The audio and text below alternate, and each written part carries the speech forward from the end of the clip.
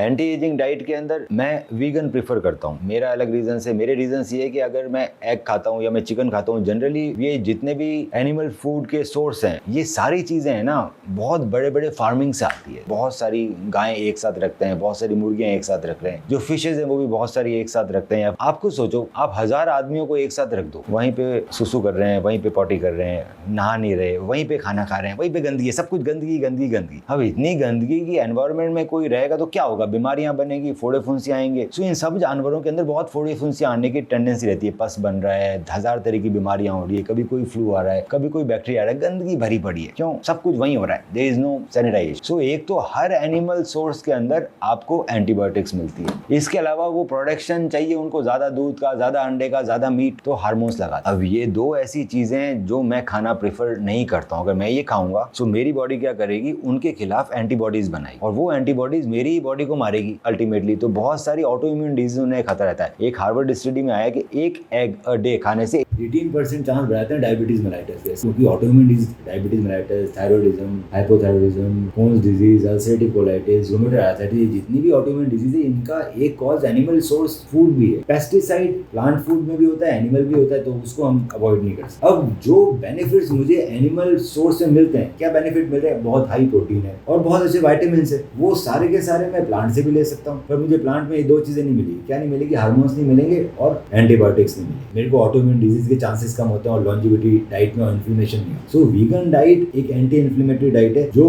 Best रहती है longevity के लिए।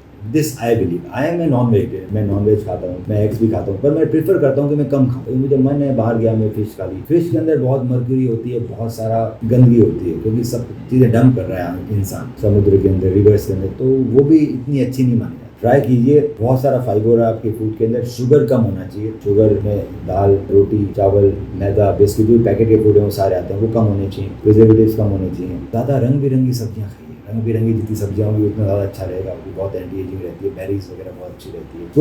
प्रोटीन के लिए प्लांट सोर्स भी अच्छे हैं। प्रोटीन के लिए बहुत सारे, अगर आप एक्स्ट्रा लेते हो तो चिकपी प्रोटीन आप ले सकते हैं। प्लांट बेस्ड प्रोटीन बाजार में मिलता है, वो ले सकते हैं। तो वे प्रोटीन मैं अवॉइड करता हूँ, क्योंकि उसमें ये हार्मोन्स होते हैं, एंटीबायोटिक्स होती है, जिनको निकाल पाना मुश्किल है। So plant based protein, high fibre rich food, good fat और रंग बिरंगी सब्जियां, ज्यादा सब्जियां खाइए और कम रोटी और चावल खाइए। ये बेस्ट एंटी एजिंग डाइट है।